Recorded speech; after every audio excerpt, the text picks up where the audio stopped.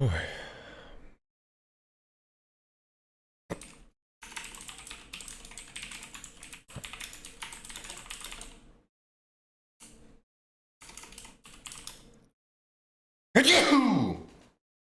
Woo!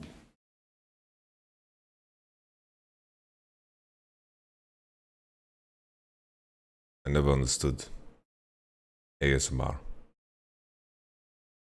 Never made much sense to me.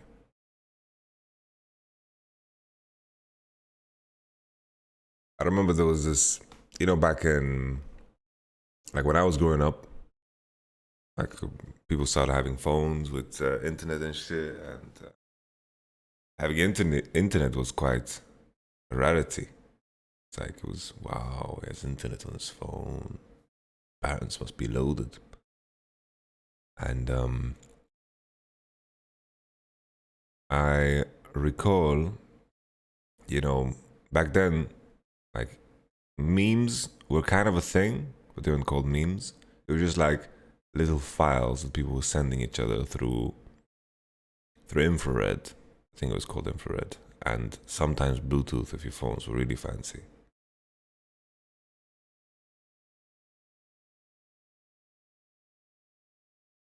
Now I don't remember why I'm telling the story.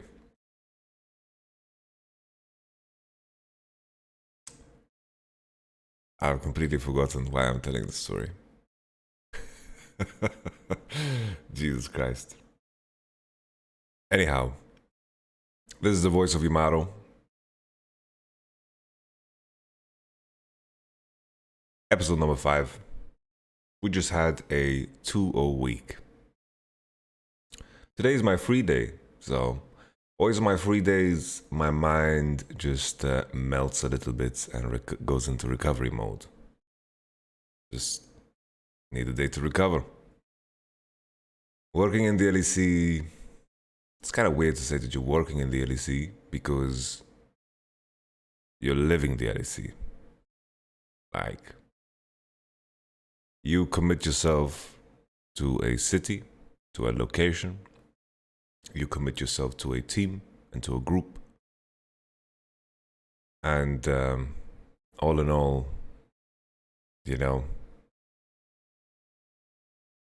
it's a commitment. It's like when scrims are over, the players play solo queue. When scrims are over, I watch VODs and I talk to the players. In my free time, I play League of Legends. So it's just, full time, all in, you live League of Legends, right? Let's just give VIP to our boy Nelson Snake Gaming in the chat. Is that what SNG stands for?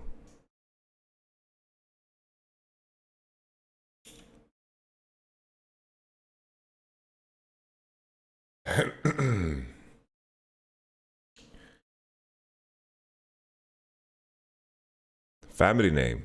I see. Sorry. I didn't mean to associate you with snakes. It was not my intention.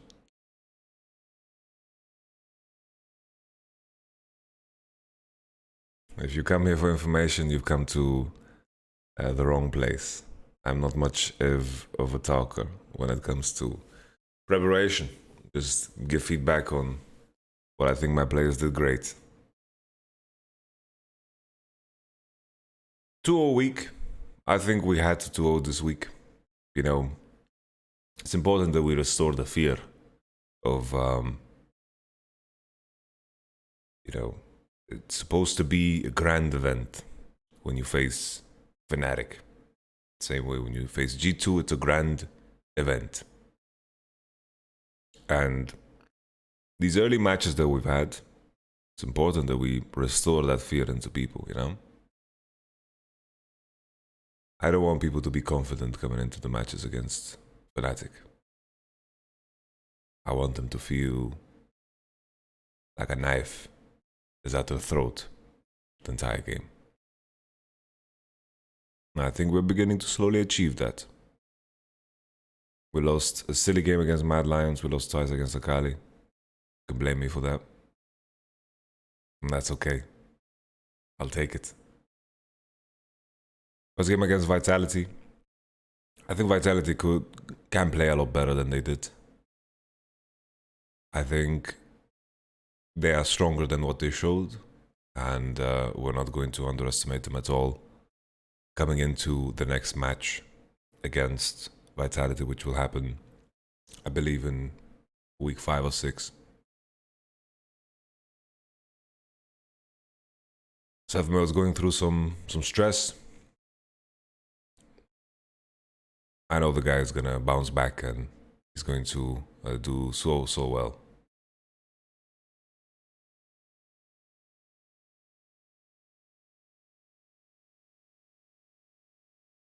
I'm happy that they bounced back in the next day. Like, they had probably the quickest game of the season against SK. Barring, you know, SK is SK. I don't envy the position they're in. SK.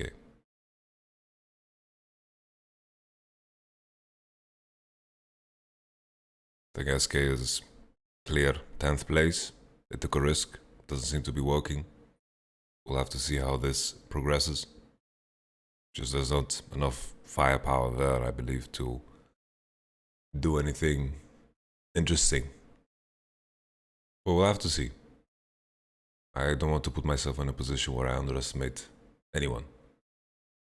I've learned that the more you win, the harder you have to work, because everyone looks at you. It's the same like in the UFC, they always say it's easier to win a championship, it's harder to keep a championship under your belt. We've won 3 straight. We face G2 next week, which is always exciting. Always super exciting. But all in all, you know, I believe Vitality have more in them than they showed against us. That game was over very quick. Bwipo and Hilly. At the beginning of the season, before it started, I tweeted out that this is going to be the strongest jungle support duo, and I think the argument is pretty strong for them still.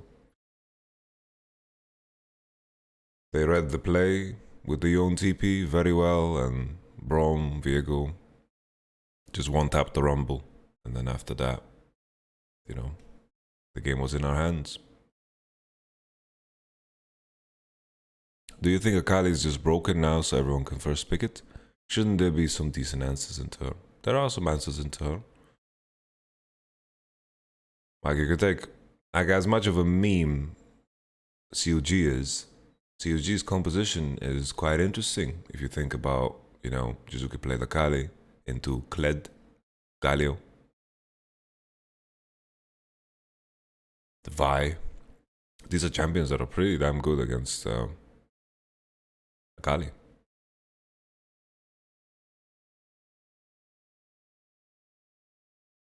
The second game against XL was a decent game, I would say. Decent game, fun game to watch, you know. It's important that you don't give compositions like that, you know, any breathing room. And we did give them a breathing room because Volibear still had Dragon, right? And that was just the masterclass, right? We took the Raptors, smited the red, then just kept pressing onto the Volibear. Yo, easy. How you doing, man? Good to see you in the chat. You told me you're not much of a League of Legends person. So I have very little of interest that I can share with you. Actually, I went bust on Rollbit. I went bust, and I'm just waiting for my monthly. I'm waiting for my monthly cashback, the house share to kick back to me. That's what I'm gonna make a return. I'm doing good. I'm doing good. Good to see you in the chat. Yeah, Excel, I think we just won because we were better players, honestly. That game, I got pretty carried by my boys. I can admit that.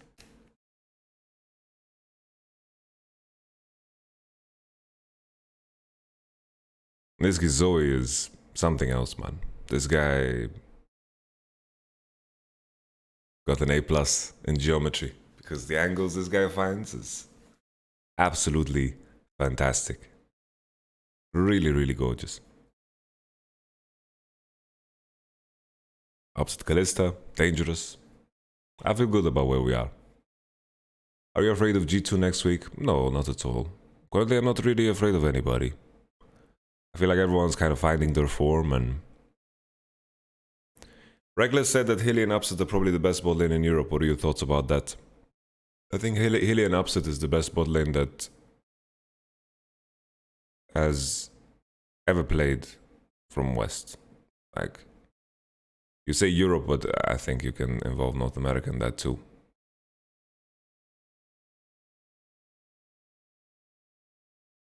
I can't think of what bot lane could potentially be stronger, you know?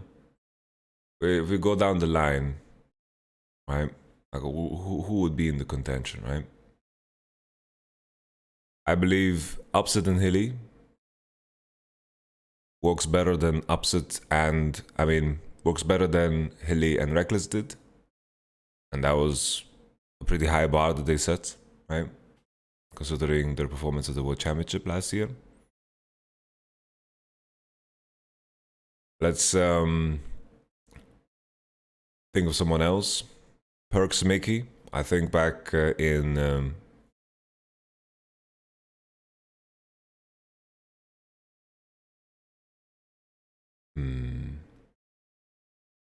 like when they won MSI, I went to the World Finals. Perks and Mickey were pretty damn good. That's a stretch. I mean, they didn't win anything yet. Well, I don't think it comes down to winning, you know? There are best players that don't win, you know, that occurs. It's just from the ability to squeeze everything from a lane phase and out of the champions. I think Upset and Hilly is crazy. Reckless and Hilly was something else in Worlds. They just destroyed everyone. Yeah, they played very well, right? Especially against top esports.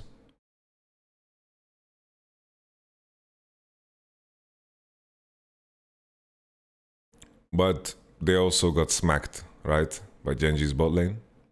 I don't know if you guys remember that one. Genji played Aphelios Taric. They got smacked. The Nemesis died 1v1 to Renekton as Lulu. They didn't show what happened on camera, so I can't really judge Nemesis. I really don't know what happened. Good times. That game went from game over to game lost very fast. it was a weird one. But all in all, I believe that Upset and Hilly are in that conversation. Definitely are in that conversation for, you know, in terms of skill and talent. Just highest ceiling of any bot lane that has ever played in the West, you know? People say that Upset is overrated. I don't understand why. He constantly performs so fucking well and shines every single game. Honestly, he fits so well in Fnatic. Upset would fit well in any team. Upset is a blessing, man. I wouldn't want to change. Upset is fantastic. How can you say that this guy is overrated? It's insane. It's really, really insane to me. It's once again one of those things, you know? Because like, people just look at titles, and that's okay, right? Like, people look at titles, and that's how they judge players by it, you know?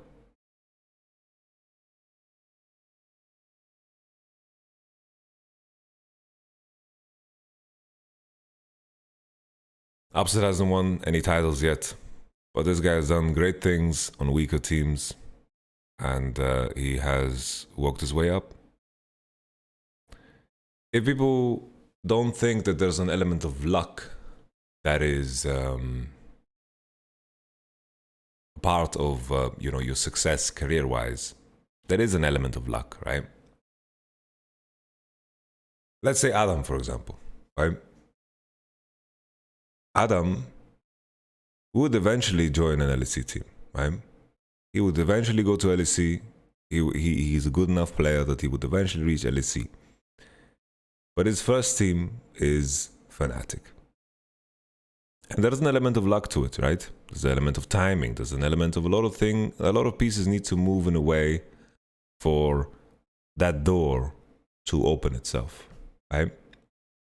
And if I'm thinking from Adam's position, his first LEC team is together with Upset, Niski. His jungler is Bwipo.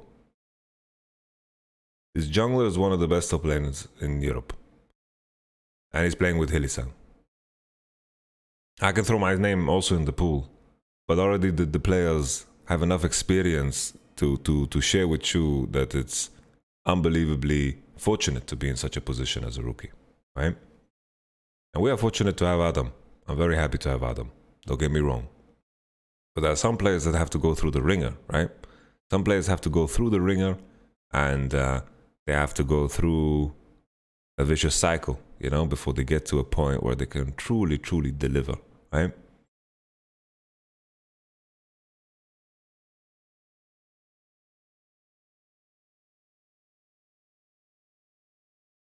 An Upset. Now with Fnatic, this is his opportunity. For sure.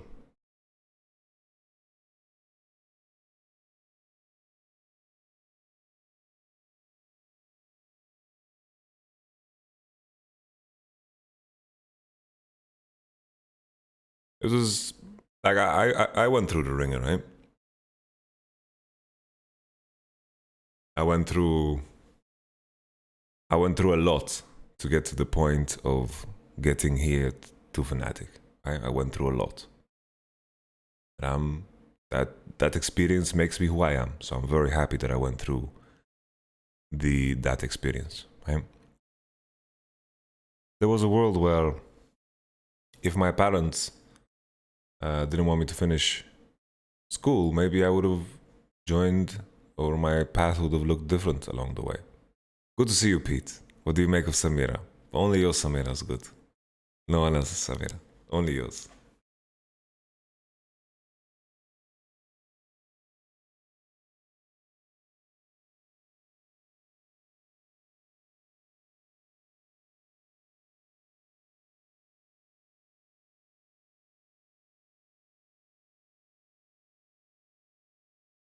Any SGL tips? Just hit Q.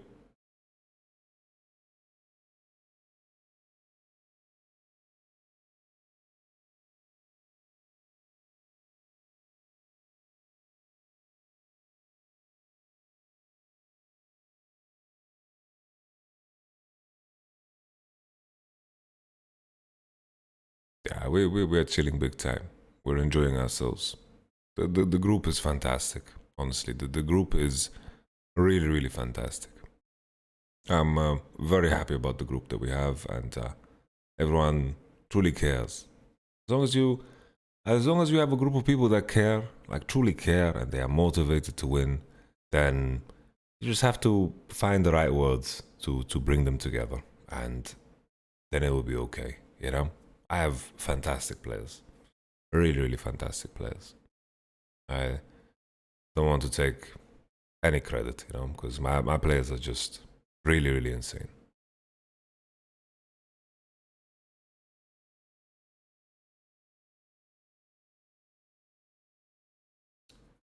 If you must change one of your players, who would it be? I'd rather kill myself.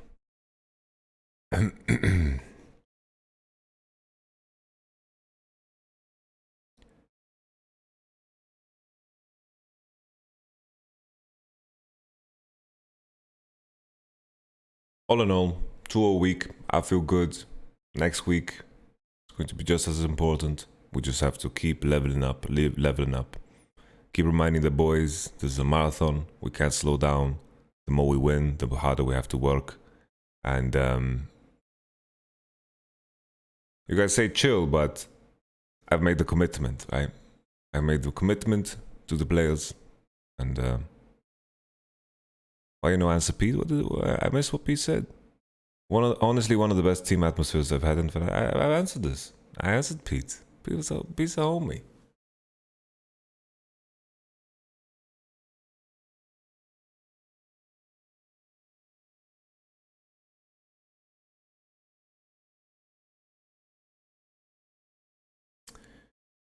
Let's take a look at the Twitter post. I asked, what should we talk about today?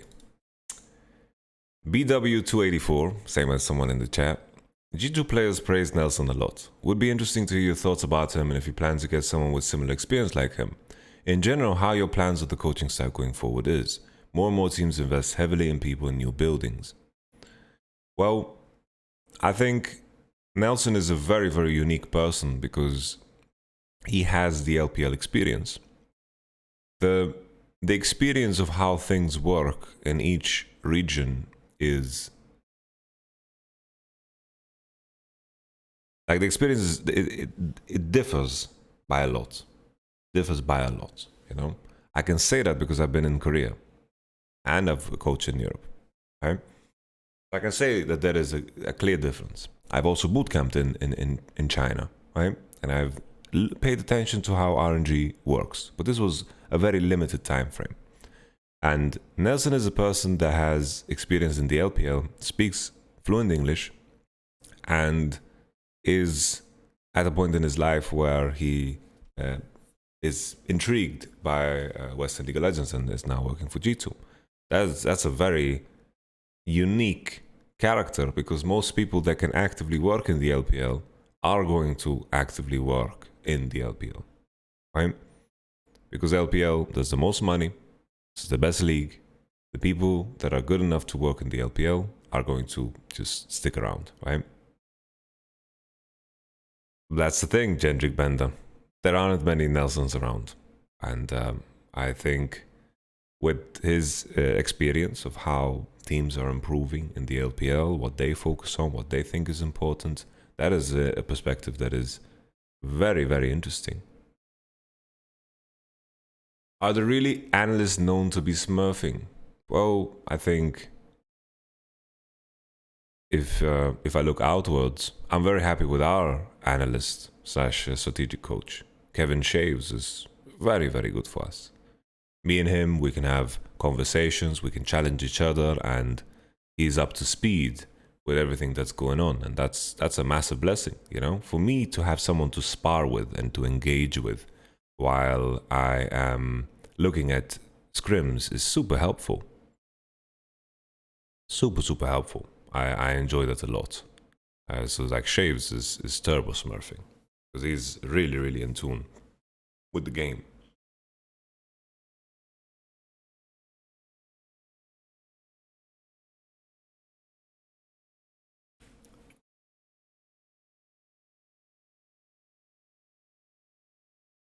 And if I look outwards, I would say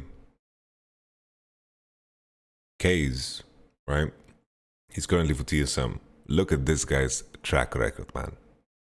Look at this guy's track record.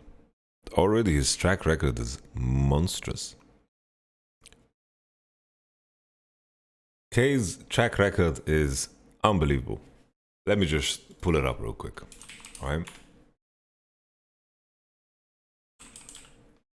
Let's take a look at Kay's, all right? So Kay's was in Fnatic, 2018 Fnatic, right? That was a monster of a Fnatic. They went to the World Finals, won back-to-back splits. I got smacked by this Fnatic, okay? Then he went to Team Liquid, 2018 to 2019. During that time, Team Liquid, very dominant. If I remember correctly, I think they won both splits back-to-back. GoJJ, Double Lift, Impact, right? After that, went to Origin. Yeah, TL MSI final. True. But yeah, true. You're right. MSI final. After went to Origin. Origin were really good in spring. They were doing well in spring, and then they fell off a cliff. when Case left. And then he joined TSM, and TSM went to Worlds, and they won the split. So this guy is he's just a winner. He's broken. I can only imagine how broken this guy is. I couldn't care less about what this guy tweeted, you know? Origin just wanted to cut their budget. Astralis wanted to cut their budget or something, and they removed the best spots. Back in Case is a smurf, man. What a baller, man. What a track record. Absolutely insane. Crazy. So yeah, back to the original question. G2 players praise Nelson a lot. That perspective is interesting. It's a really good one. G2 Nelson, speaking of the devil, wrote, well, as an answer to what should we talk about today, he wrote Fiddlesticks. Fiddlesticks is cool. I think Spired showed some interesting mechanics. Pretty interesting. Kent asks, why does Cloud9 keep drafting these horrible drafts? Let's take a look at C9 draft. LCS.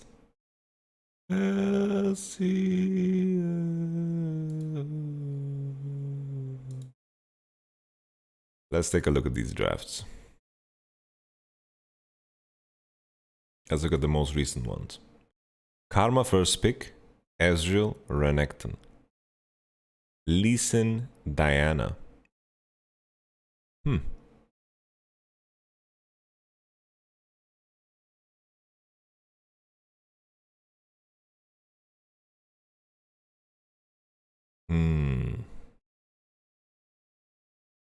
Okay. C9, first pick Akali, borrow Stam. Thank you very much, Evil Jacob Wolf. When do you sub yourself in Jess's style? Maybe for the last game of the season. If it's against SK, I will sub myself in.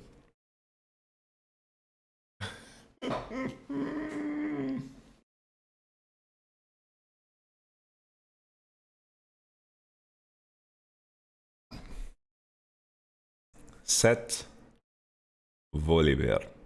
Volibear jungle, set top. C9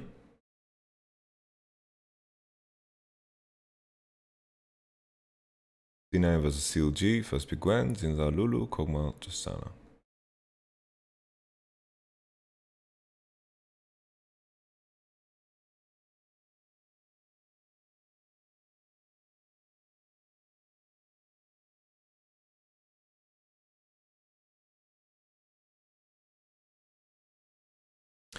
Anyhow, the question about C9 drafting, like, C9 are in a position where, like, just historically, Perks doesn't give too many fucks about regular season. Like, C9 is a team that is going to ramp it up when it matters. So C9 is a team that I would never fucking worry about. Just because they have the likes of Perks there, they have the likes of Mithy there, they have people that know how to win. As silly as that sounds.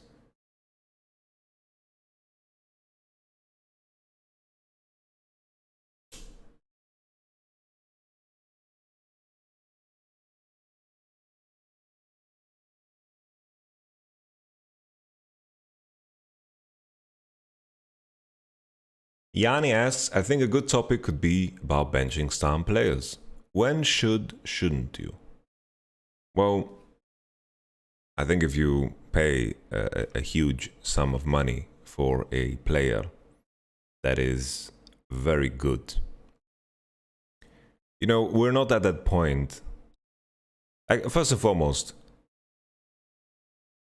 why on earth do... Like, if you make a substitute, why do you have to fucking make an announcement? Yeah? We made an announcement. Like, I don't know why people feel the need to explain anything. That's weird to me. Traditional sports, I've never seen it. Never seen anyone like explain. Yeah, we're benching this player because of this and this. What the fuck? So I can bench the dude and move on, you know? Don't mention anything. Keep everyone in the dark. Why do you have to explain yourself? But at the same time, I don't think League of Legends is at a place where, you know, you can effectively use substitutions. The issue with it is when the players hop into a game, they need to finish a game.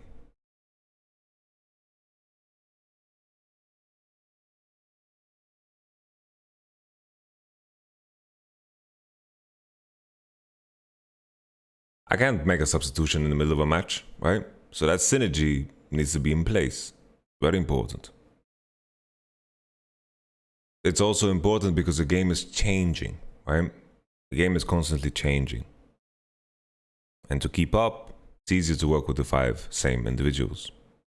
Very rarely do you have a situation where people are actually actively using substitutes correctly. And I would lie if I told you that I figured it out.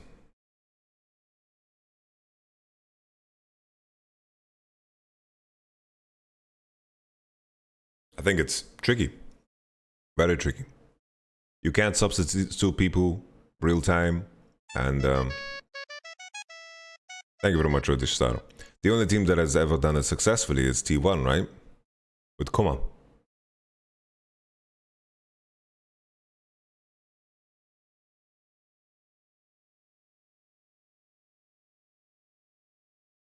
Vad menar du? Du sitter ladd i min vänstra borre. So SKT, they use substitutes, right? But the key thing, SKT just happened to have 2 great players, right? And when push came to shove, it came down to Bengi.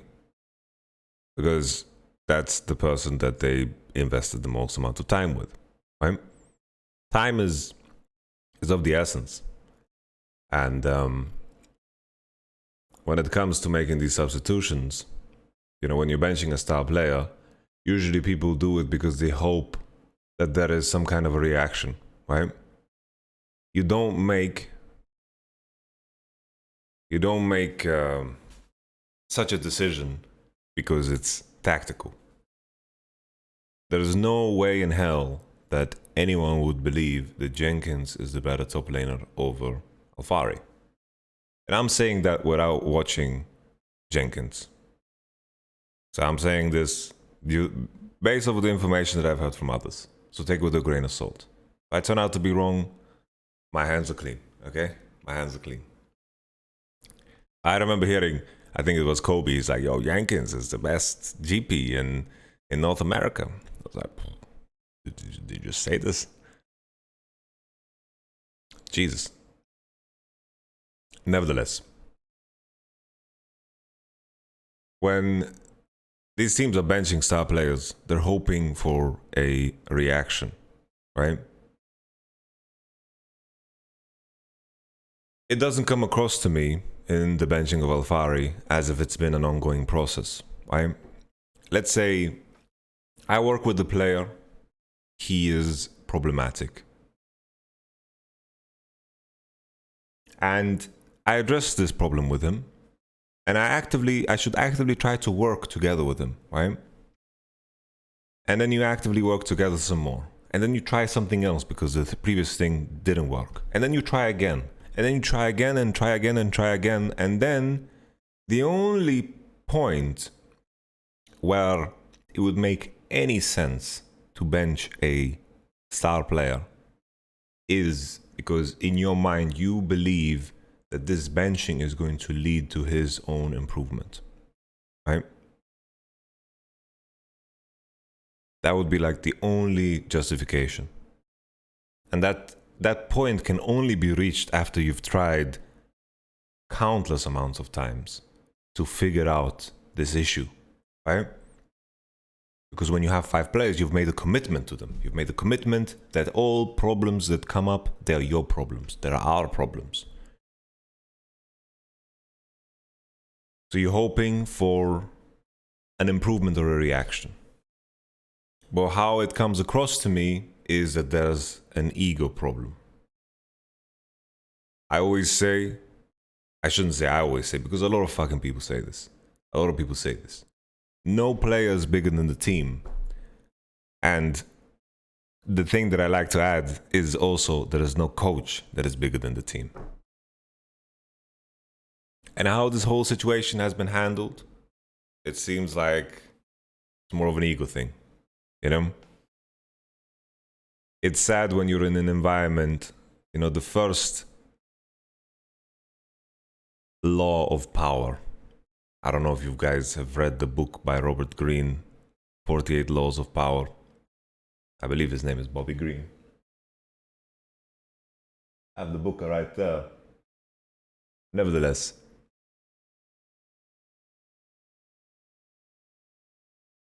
never outshine the master. It's one of the laws of power. But to be in an environment where the coach is the master, I don't think it really fits League of Legends.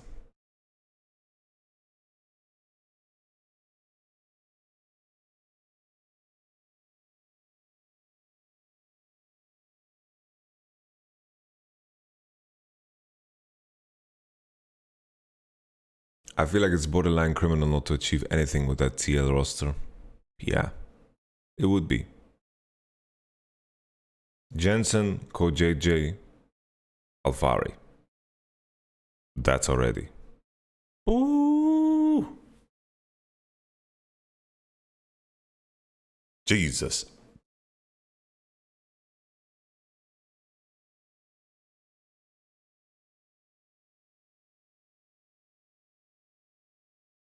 Coach's ego should be the least of a problem a team needs. Yes. Yes. I find joy in the growth and the success of my players. It really brings me joy.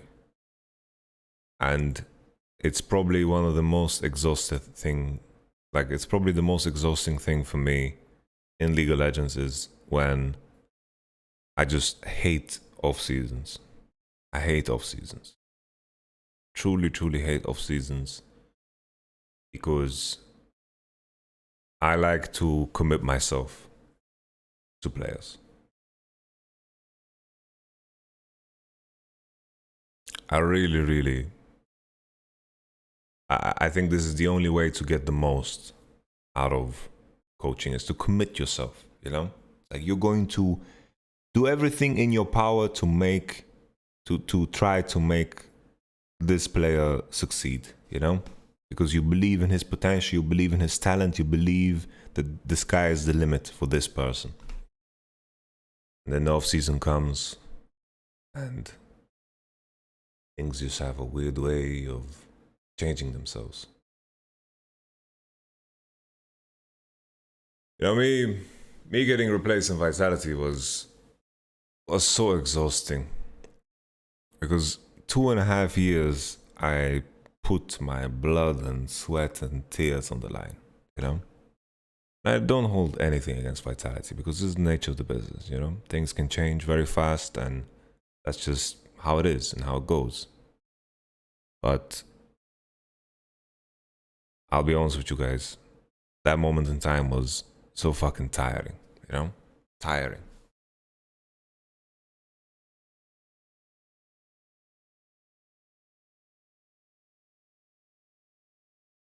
The Vitality roster did mean a lot to me. It still does. My current team also means the world to me. Sandbox means the world to me, man. I'm fucking happy that they beat T1. I'm really fucking happy to beat T1. I'm happy for Joker. I'm happy for Summit. I'm happy for Fate. You know? I'm very happy. I don't feel too much love towards Effort and Prince and Croco. But the homies that I work with, you know.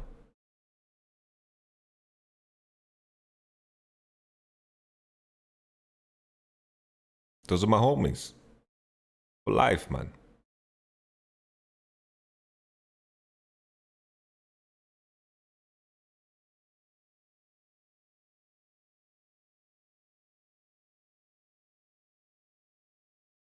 The book I was talking before was 48 Laws of Power. Why do you think Sven was replaced? I don't know. I don't know. Only the people in Sinai know.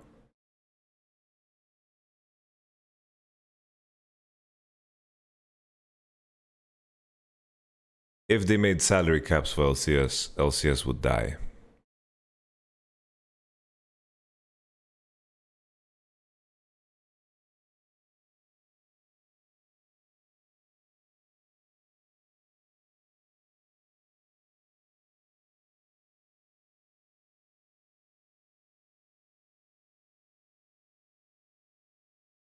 Do you think G2 has a higher chance of winning Worlds after Nelson joined? Well, I'm sure he's a positive benefit, right? He's not going to make their chances worse.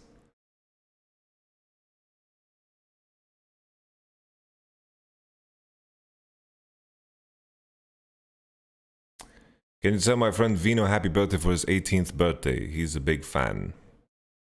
Happy birthday. Mayhaw Nola. You ask me if Sun Tzu or Machiavelli. Why would I choose when you can learn from two geniuses?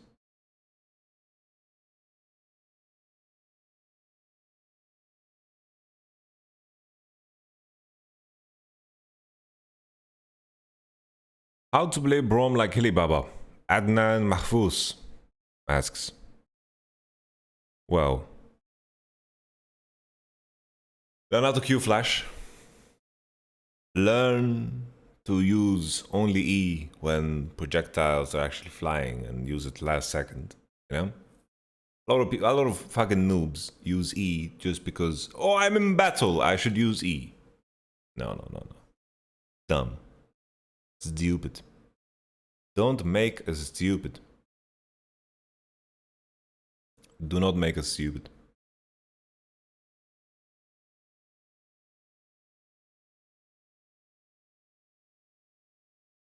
And finally, look for ways to get delivered.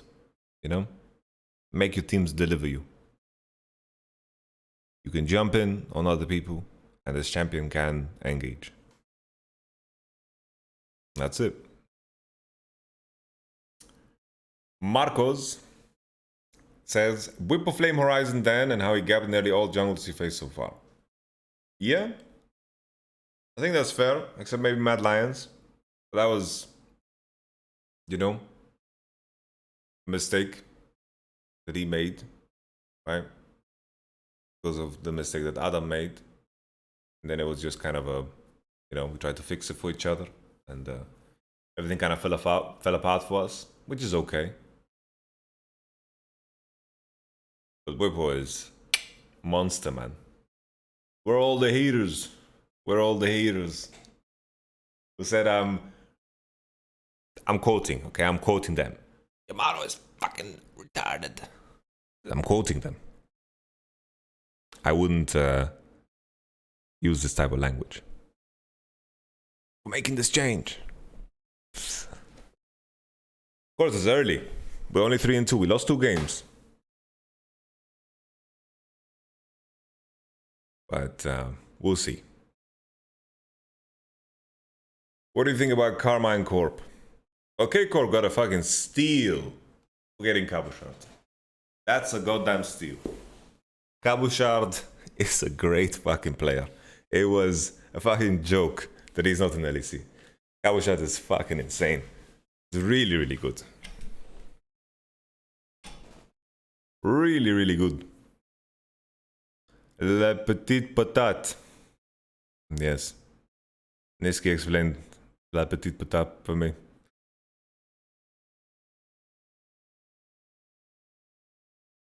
Why are you such a smart gentleman? I wouldn't call myself smart. I just talk slow and take my time and I reflect on the things that I do. Experience only becomes experience after you've reflected on it. Say something in Arabic. أنا بحب اللحمة كتير.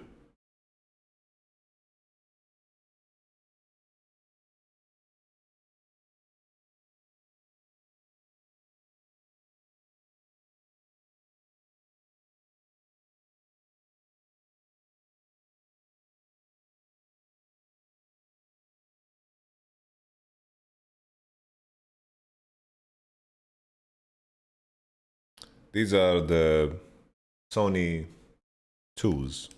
I use Sony 4 for walking outside, but the 2s for my computer.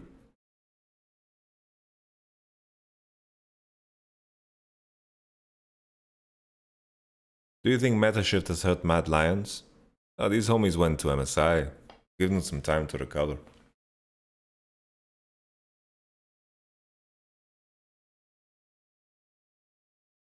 Do you think you will win versus G2? Yes, I think so. I don't know what Reckless said on PJL about Fnatic, so I don't know how to add to that.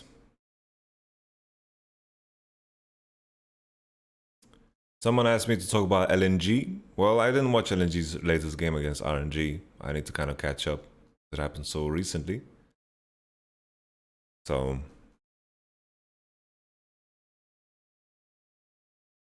okay.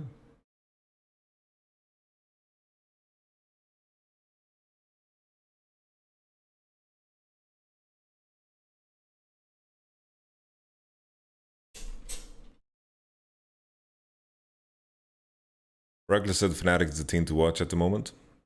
Yeah. It's an interesting topic, right? Is best of threes. I don't like that these franchise systems are about making it interesting for the bottom feeders. That to me is sad. I couldn't care less. It's easy for me to say though, because I'm a fanatic.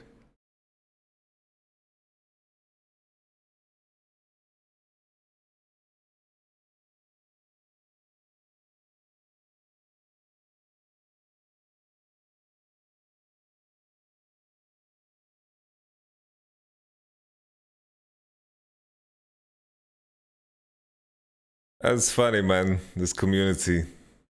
You know, I've been saying that Upset and Hilly are by far the best bot lane for a very long time, and I've been told that I'm crazy. And then now Nelson said it, I'll Dominate said it, and now I see this everywhere, which is okay. Of course, if the wrong coach says it, then it's not as cool. But yes, they are really insane. My bot lane is crazy good. There we go, Nelson is back to, to say it again.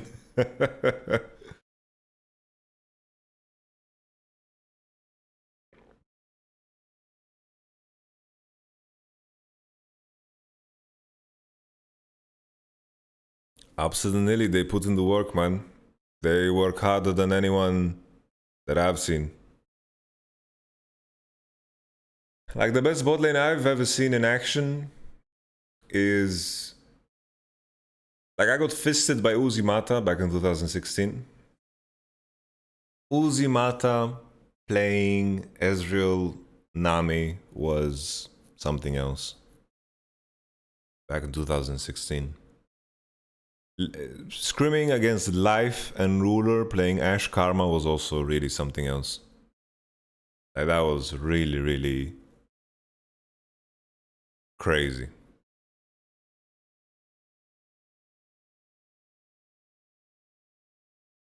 And then Deft Mata 2018 was really, really blew my mind.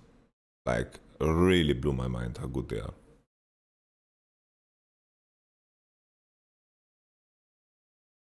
You know when you get fisted so hard that the only thing that you can do is like, yeah, let's just do what they're doing and hope it works, because yeah, mental.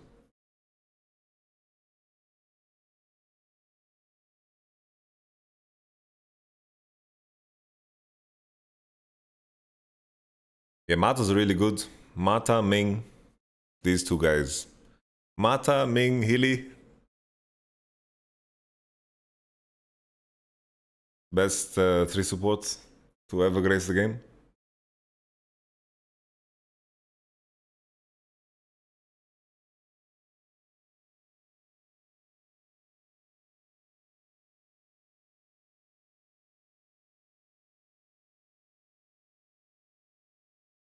Mata, Ming, Hilly, Kiwi Kid.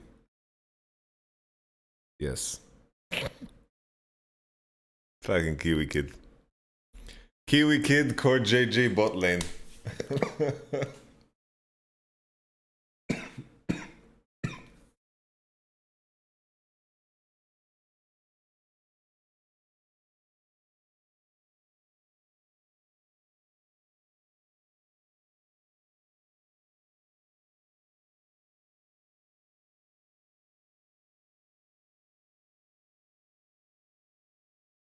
What else can we talk about today?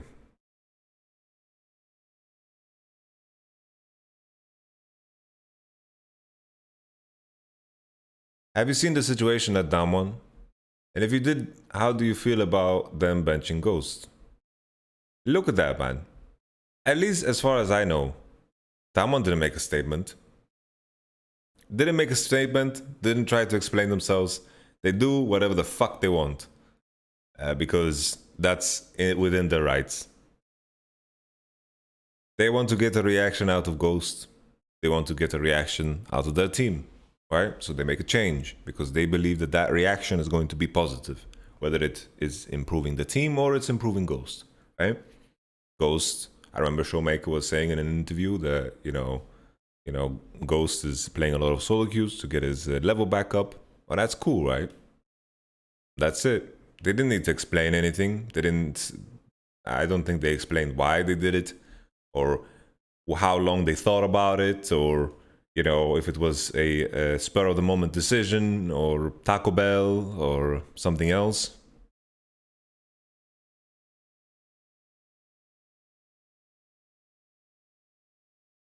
So, blessings to them. I think on topics like this, once again, Koma is a smart guy, good track record. I'm sure he knows what he's doing. And Damwon has really, really insane players that can role swap. Canyon is playing Viego and Akali and ready to go top with his Jace. This guy is balling out. Showmaker is stomping people as AD carry, doing better than Ghost could ever dream of. That's why in the off season, Khan is a great pickup, but I thought they're gonna get Chovy. I thought they're just gonna pick up Chovy. League will eventually reach a point where you have 5 players good enough to play all positions. We'll eventually get to that point. Unless it gets so overhauled over and over again.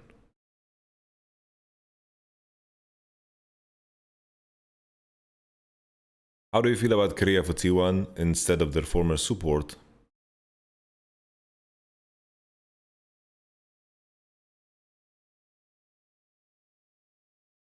Well, Korea is insane. Korea is really, really good. I don't see why. Their former support was Effort. Effort is now in Sandbox. I think Korea is a fantastic pickup. Really good player. Really, really good. Korea was the stream. I was watching Korea stream always when I was in Korea. Scrims over. Korea was in contract prison where he needed to stream. And I was watching him do that. You think a team of 5 showmakers would be the top 3 team in this? Yeah.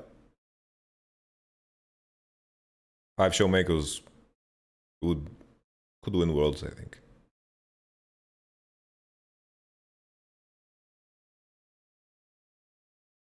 Just imagine how broken it would be to have 5 guys just thinking the same thing.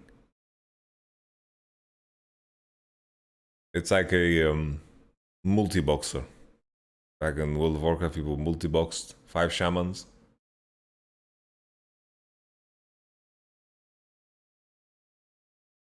Do you think Chovy is the best mid right now? I think Chovy is the best laner. I think he's the best laner, but I think Showmaker is better at understanding how to impact the game. You know? I think he's better at understanding how to play with his jungler, understanding how to play into pressure side lanes, how to spread this pressure, you know? Chovy makes the enemy mid laner feel his presence. Showmaker makes the enemy team feel his presence.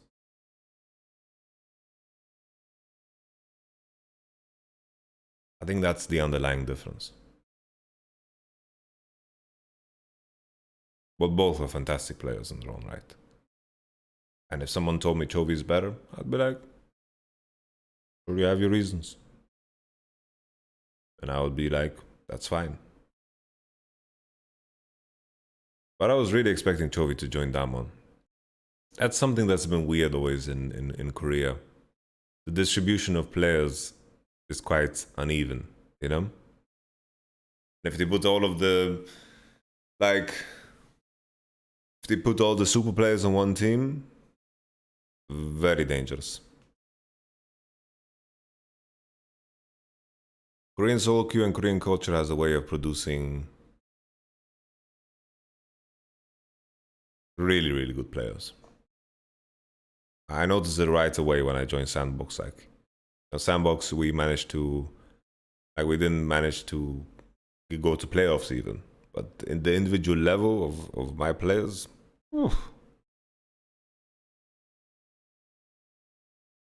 just the individual level is crazy. Really, really good.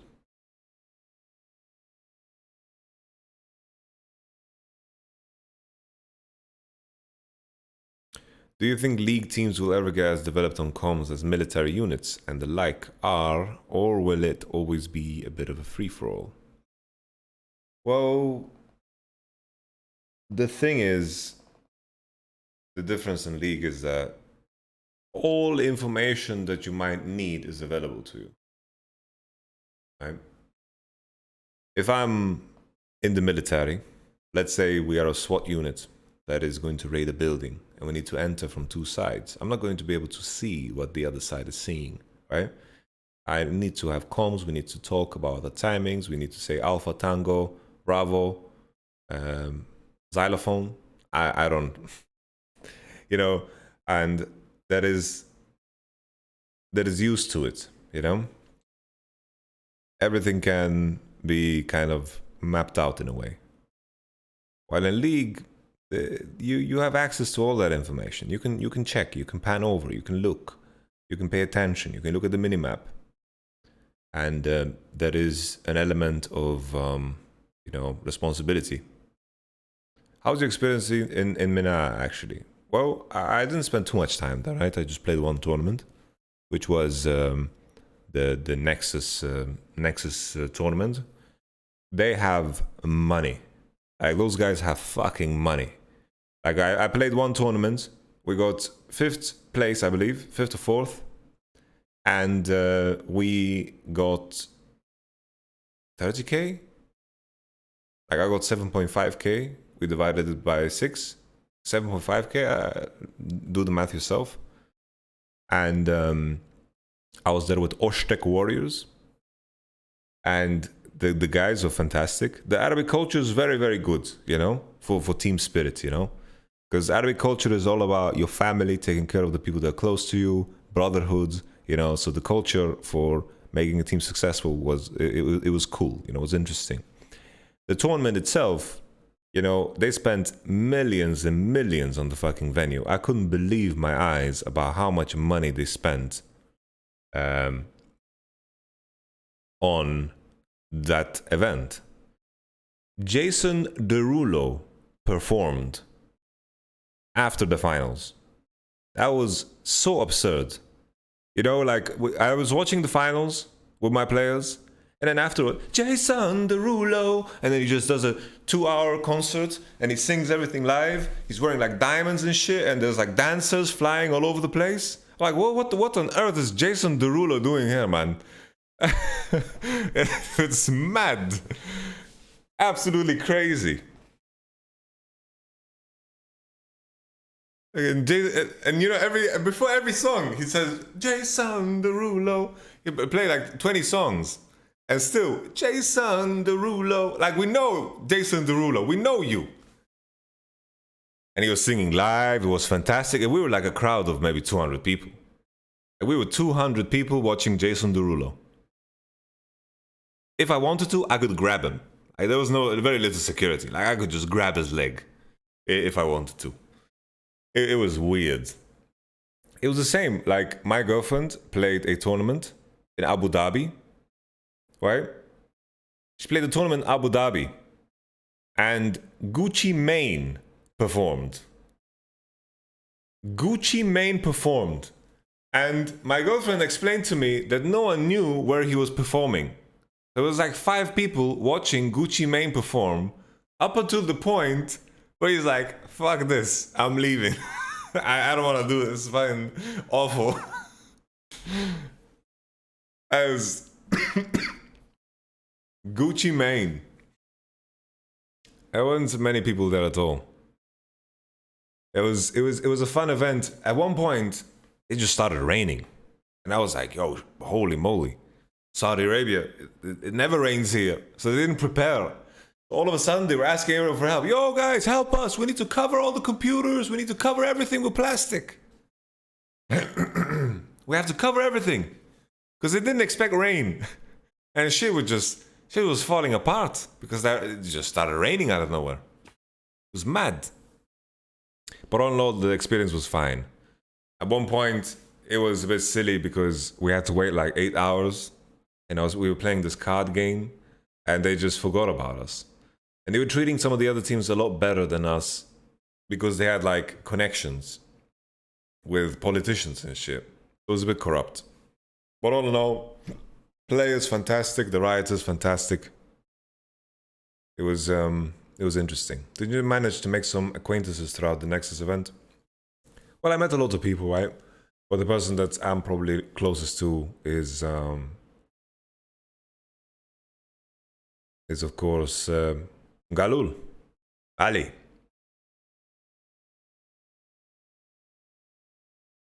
That was quite the experience. But they have money. They have money over there. Freaking Jason Derulo.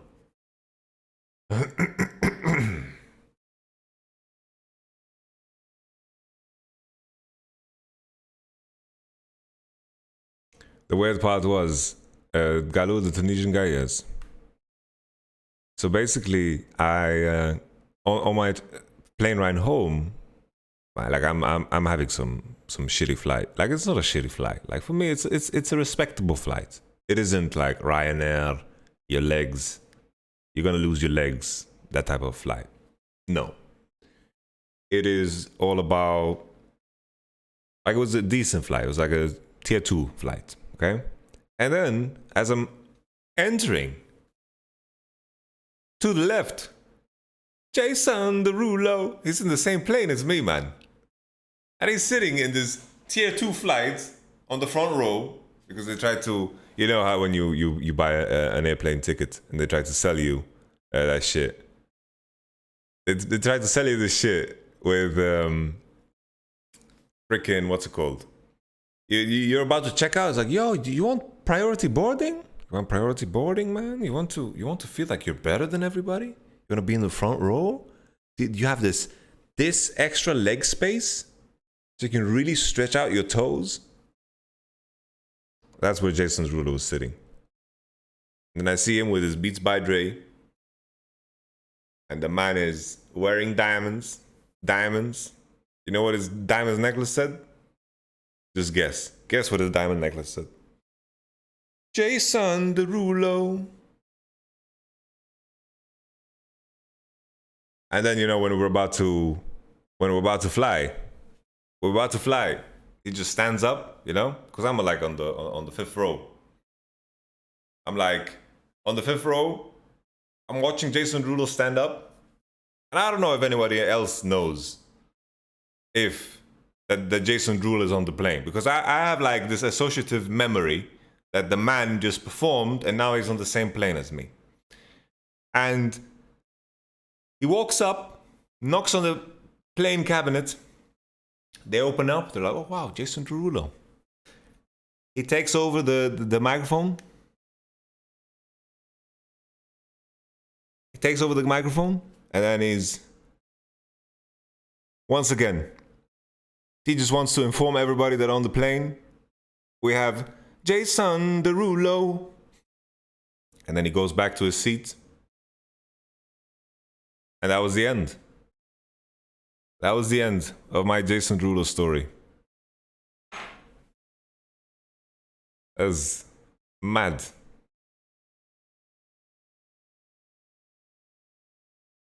Absolutely mad. It was quite annoying too because yeah, the last part was just exaggeration. It was listening to his beats, and beats, you know, if you don't have the over ear ones, they leak sound, man. The guy was listening to his own music. He was having beats on, and he was listening to his own music. You had Jason Derulo listening to himself sing Jason Derulo, ooh, what you say?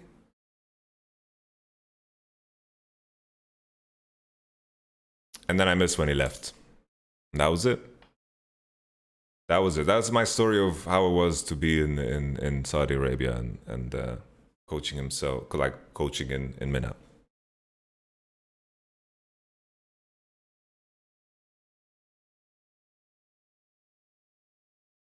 If you think about it, listening to your own music is like fapping.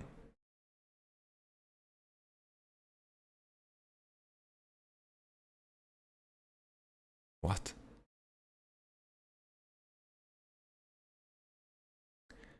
How was the actual salary of an LEC coach compared to a player? Let me say I wish I was a player. You actually sing well? Ever considered the singing career? Maybe one day I'll move to Japan and I'll sing Ndame Dane Ndami Yo Ndami Nanone.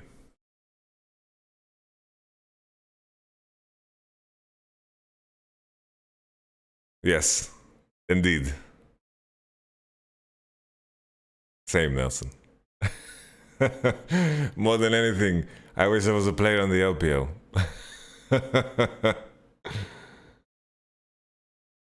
J-pop duo Nelson and Yamato, just give me a call.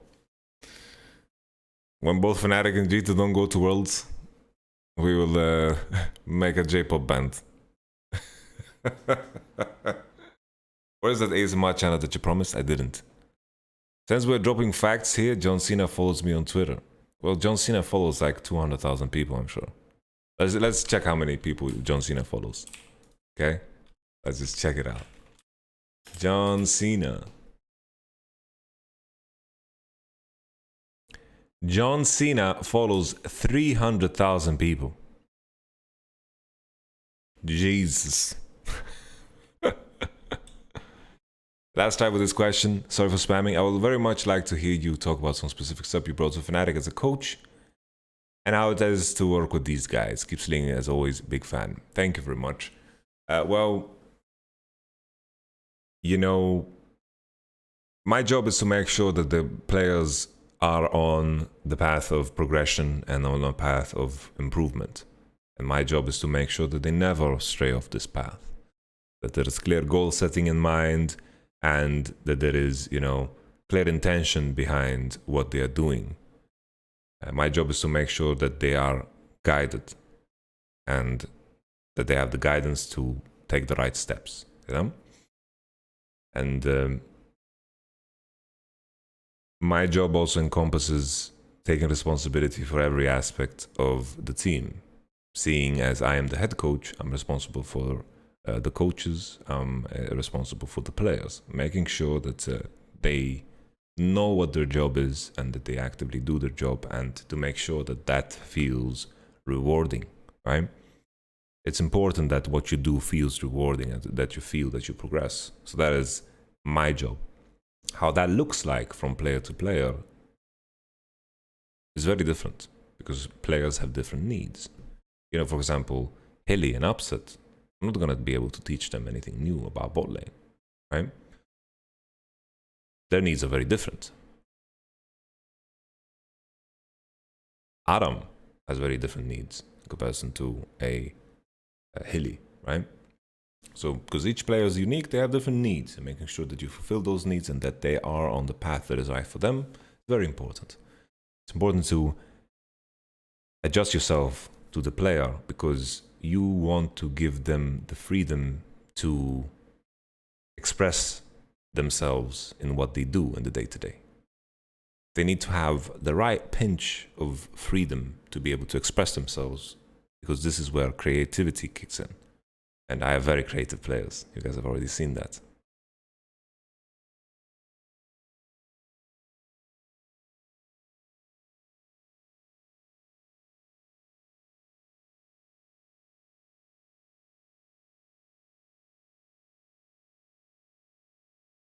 Hilly is one of the smartest players that has ever graced the game. I can say that with certainty about the Western, hemisphere of players. Very intelligent player. Very intelligent guy in general. Very, very smart. And I knew this all along. Like, I didn't need to join Fnatic to know this. When you lost to Hilly and you just looked at what he did, and it just you were mind boggled by the things that he managed to figure out in order to break you. I didn't need to join Fnatic to know that. How is Reckless the coach? I never coached Reckless. Maybe Nelson can tell you. But wasn't Yellowstar big brain? Yeah, Yellowstar was also a great player in his own right.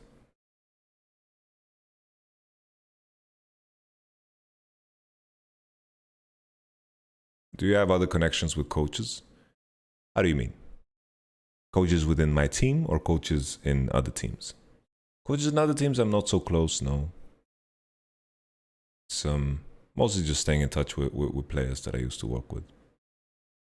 I was self-made to coach. It's intriguing.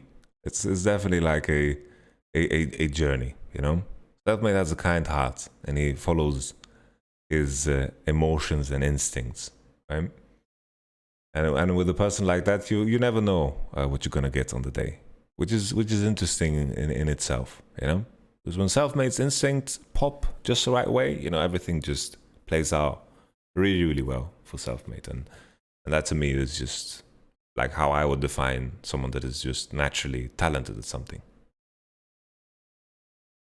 How do you coach Fnatic to disengage like they did in the game against XL? Well, there's this book called The Art of War, and yeah, that's it. That's the only thing I'm going to share.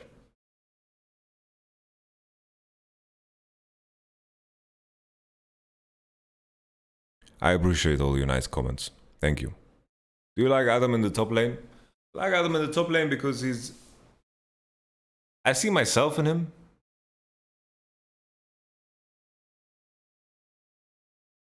I see myself in Adam. I was a very big Olaf player myself. Played Olaf top. Played a lot of Olaf top. Let's see. I have 48 lots of power over here.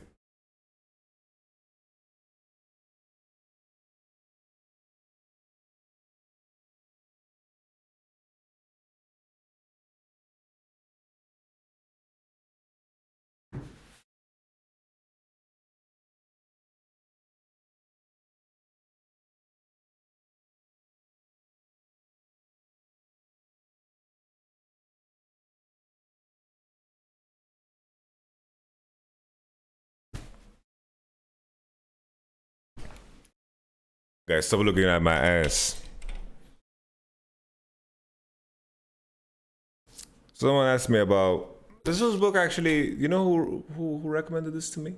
Not to me specifically, but he tweeted it. Unlimited. So I just bought it. I was like, Robert Greene wrote it. Can't be bad.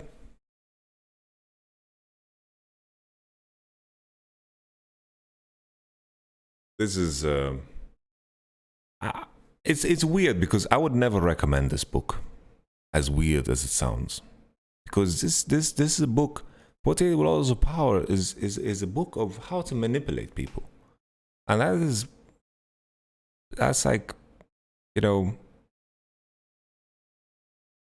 I don't know, like this book in the wrong hands, it's really bad.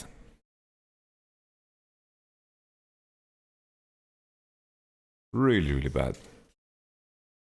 Let's just read a couple of pages, okay? So Law 1, never outshine the master. Right? Law 2, never put too much trust in friends, learn how to use enemies. Law 3, conceal your intentions. Law 4, always say less than necessary. Law 5, so much depends on reputation. Guard it with your life.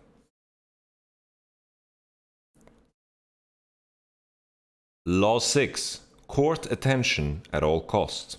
What does that mean? Everything is judged by its appearance. What is unseen counts for nothing. Never let yourself get lost in the crowd, then or buried in oblivion. Stand out. Be conspicuous at all costs. Make yourself a magnet of attention by appearing larger, more colorful, more mysterious than the bland and timid masses.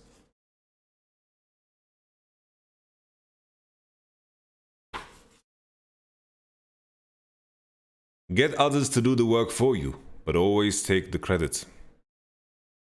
Tell me this is not a book of manipulation. Make other people come to you. Use bait if necessary. Win through your actions, never through argument. Infection. Avoid the unhappy and unlucky.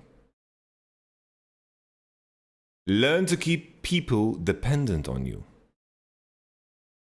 This is just a book of manipulation and how to keep people under your thumb. Really is. Let's continue, okay? Let's continue. I'm pretty sure it gets darker. Use selective honesty and generosity to disarm your victim. Your victim. Just that in itself. Victim. Your victim. When asking for help, appeal to people's self-interest, never to their mercy or gratitude. Pose as a friend, work as a spy. Crush your enemy completely. Use absence to increase respect and honor. This is a good one, actually. This is a good one. Keep others in suspended terror. Cultivate an air of unpredictability. Do not build fortresses to protect yourself. Isolation is dangerous. Know who you're dealing with. Do not offend the wrong person. Do not commit to anyone. So this contradicts what I believe in. Play a sucker to catch a sucker. Seem dumber than your mark. Use the surrender tactic. Transform weakness into power. Concentrate your forces. Play the perfect courtier. Recreate yourself. Keep your hands clean. Play on people's need to believe to create a cult-like following. Play on people's need to believe.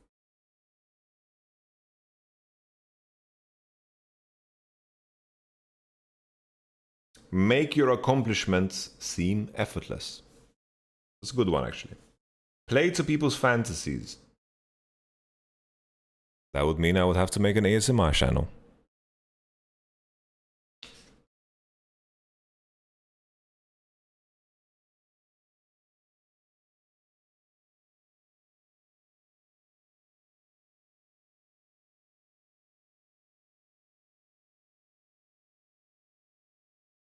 Master the art of timing. This is a good one, actually. Master the art of timing. Disdain things you cannot have. Ignoring them is the best revenge.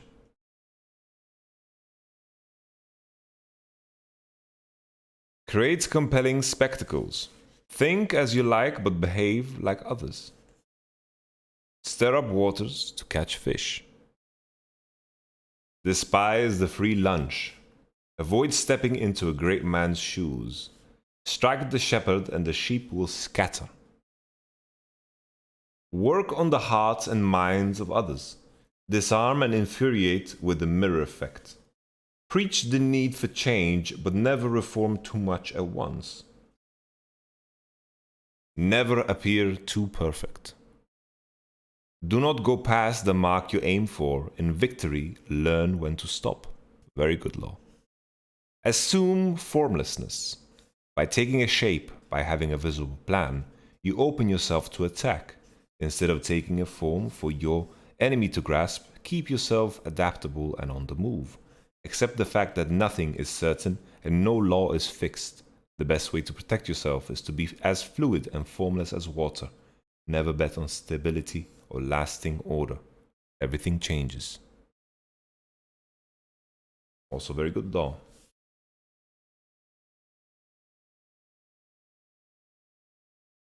No law is fixed. Good last law. That is true. Book of Manipulation.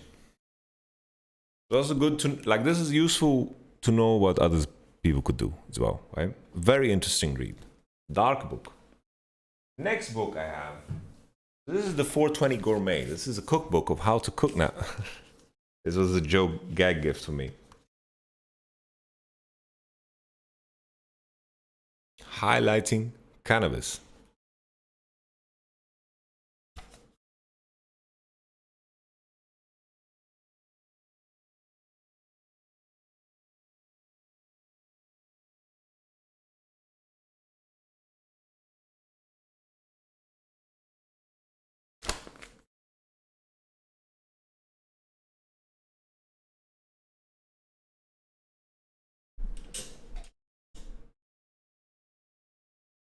All right.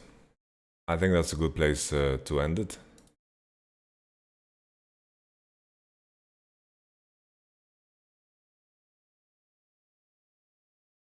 Anything else that we should bring up and talk about?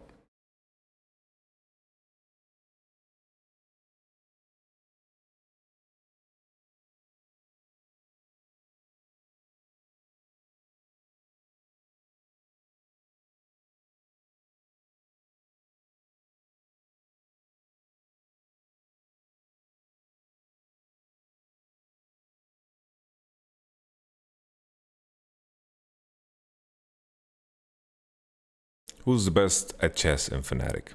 I am.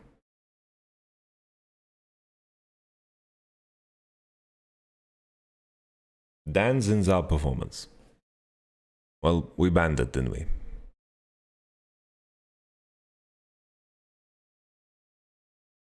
Do you have any tips how to build a relationship at a new working place? I think the best way to start is to make a gesture.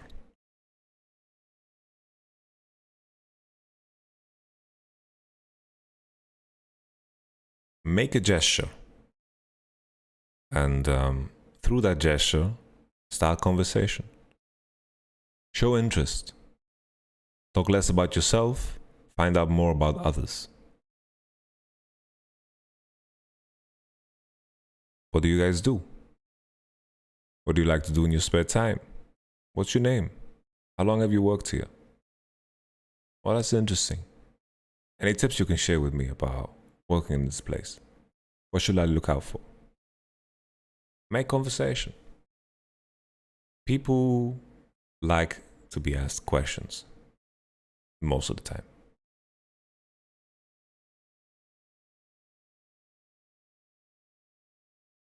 What do you like to do at your spare time? This podcast, I guess. Yes. Can you speak some German, please? Ja. Wenn du willst. Wäre einfach, wenn du fragst eine Frage in Deutsch.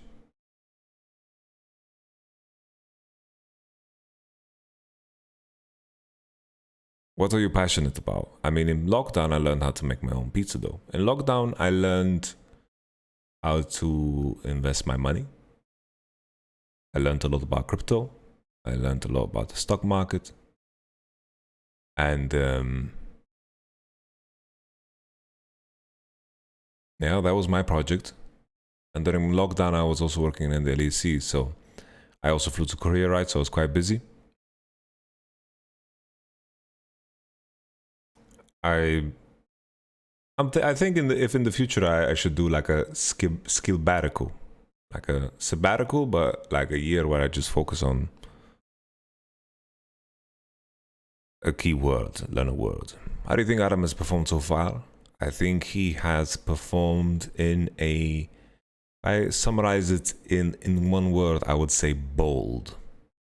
He has performed boldly, very bold. And that's a good thing, because when you have a rookie that plays bold, it means that man's got a sack. When he has a sack on him, it means that he has realized the true nature of the game. Whether you play in your mom's basement, or in a gaming house, or in a studio, he is still playing the same game of League of Legends. And that I'm very happy about. Not bald, bold, bold, cold, bold, hold, bold. Do you think the new MOBA Pokemon is going to be good? I don't know anything about MOBA Pokemon.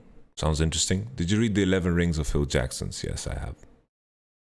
Phil Jackson is a legend. I have read the 11 Rings. Well, I have it as an audiobook.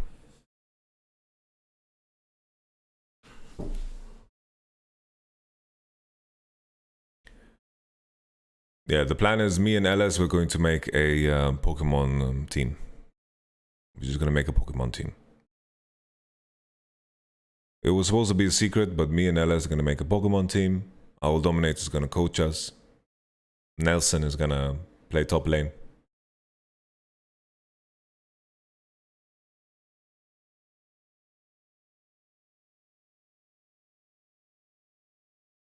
What advice would you give to people who don't read? Use audiobooks.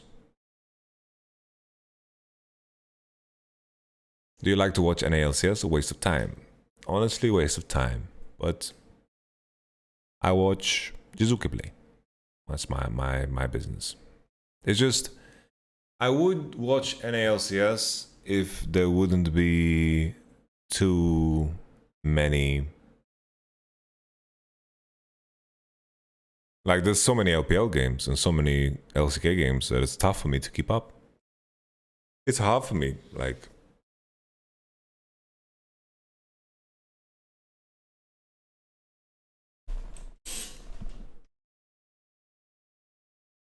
What is the one thing you're working on yourself? Well, trying to be more consistent in the way I exercise, and I think that my diet can be a lot better.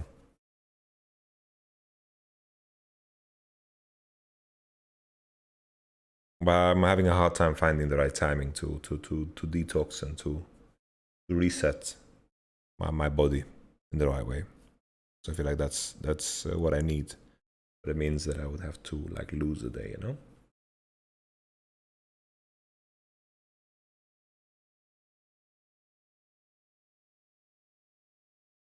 But okay. That was episode 5 of The Voice of Yamato. Thank you so much. I'm going to post this on YouTube. I would appreciate very much if you guys would leave a comment over there and, you know, maybe subscribe even. It would help me a great deal. I want to give back to the community, and I have to admit that numbers go a long way. You look good with the Fnatic logo. Thank you very much, Sally, Euphoria. And thank you so much, Insta1. Nelson SNG, see you. Hope you go 1-1 this week. Yeah, the most Fnatic thing to do is to beat you guys and lose against whoever the fuck else we're playing.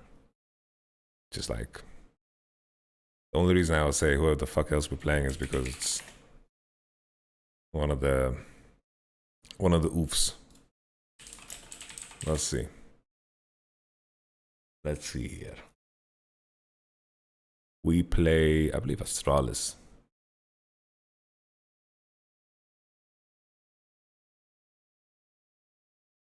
Yeah, we play Astralis. Sorry, Astralis.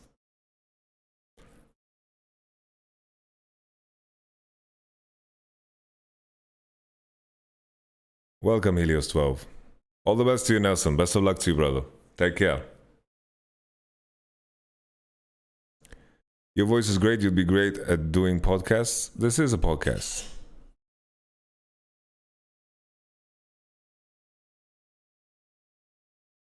I don't know. The split teams seem to play a little bit better when they play against G2. Not gonna lie. Schalke, Astralis. There were some moments.